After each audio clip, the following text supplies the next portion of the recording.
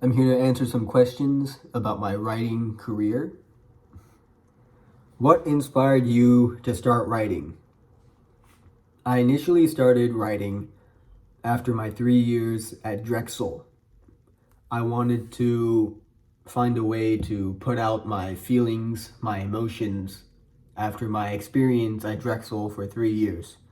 I did not finish at Drexel, but I wanted to write about my experiences while I was living in Philadelphia, and I didn't learn anything in the classes, obviously, but there was a bunch of other stuff which I saw and went through, which I just wanted to write about.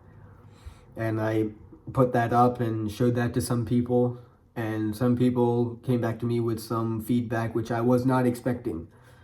And that kind of feedback, especially if I'm not expecting it, is a feedback which I am fond of. And immediately after I was getting feedback, I started thinking, well, I want to keep writing somehow, even though I never really liked to write. I never liked to read or write when I was younger. I never wrote or read much up until after my 3 years at Drexel. I was reading a lot more during my time at Drexel only, which was, I guess, after I turned 20 is when I started reading more.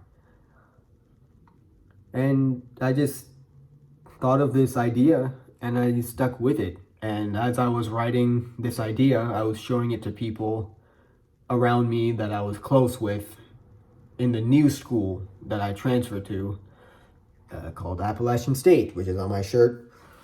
And I just stuck with it. I didn't quit. I had this idea, I stuck with it, I stayed loyal, and I kept up.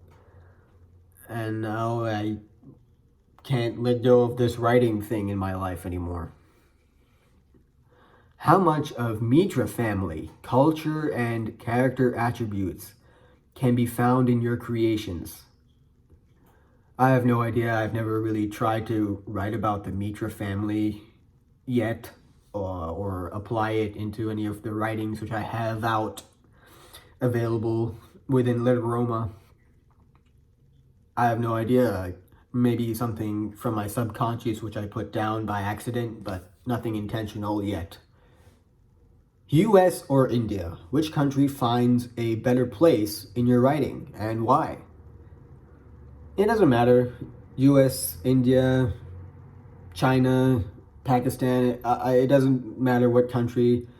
The last, or the thing which is getting published newly, called Gem of Filth with Literoma, I wrote it almost entirely on my iPhone, and I did a lot of the grammatical corrections on my iPhone by itself, and I don't have to be in any particular place for that. I just write on my phone.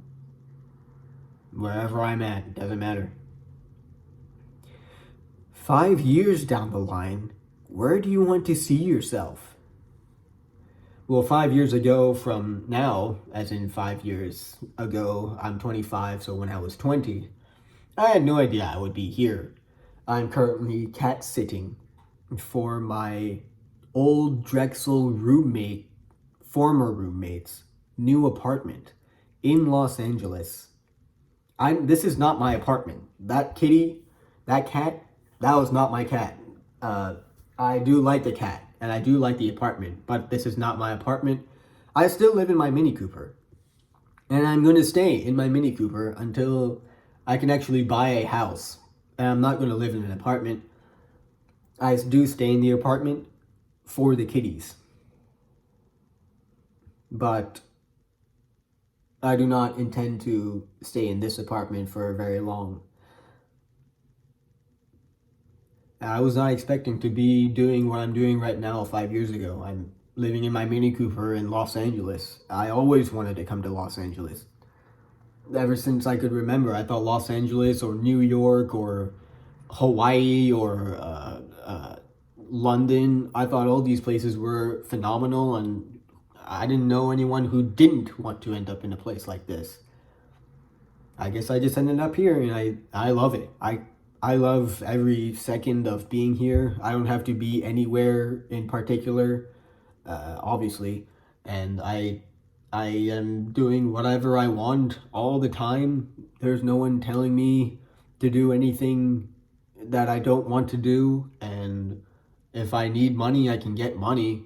It's America, and it's Los Angeles. Getting money out here is it's not like I'm living in some small southern town in America or some small town in India where money is very difficult to find. Over here, it's like if you can't get money, then uh, you have a problem. Music, literature, and vaudeville are three different art forms. How do you manage them all together? Well, I also enjoy other art forms. Uh, I do like drawing, and I do like dancing. I just don't show anybody those art forms. But I also do exercise, and I also like to drive and eat nice food and connect with people. So it's not. I mean, it's not just those three art forms or three things I do. Although I have to make sure I practice piano and singing at least almost every day, if not every other day. And each practice session must last for at least an hour and a half. With literature, I make sure I read for many hours a day and obviously write. And for vaudeville, that is, I'm not doing that about, vaudeville is a whole nother art form, which is more theatrics. And,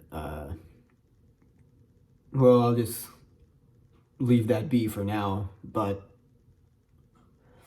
at the end of it, there's 18 hours in the day which I'm awake, maybe 20, maybe 21 hours. 18 or 21 hours. Those numbers are easy to divide by 3.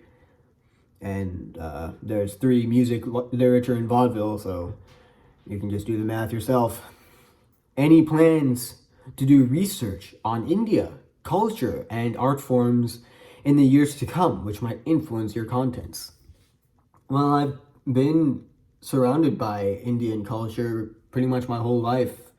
Not only Indian, but more Bengali culture.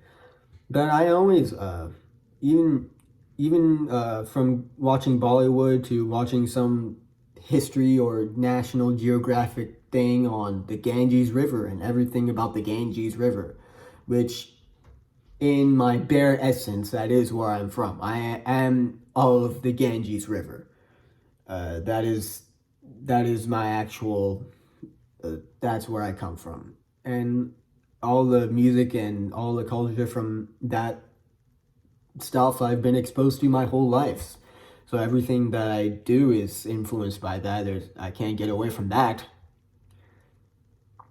We heard that you read a lot of Indian mythology. Any revelation which you would like to share with us today? The only thing that I've read lately was the Upanishads, and it talked about a lot of guidelines and tips, tricks on how to live.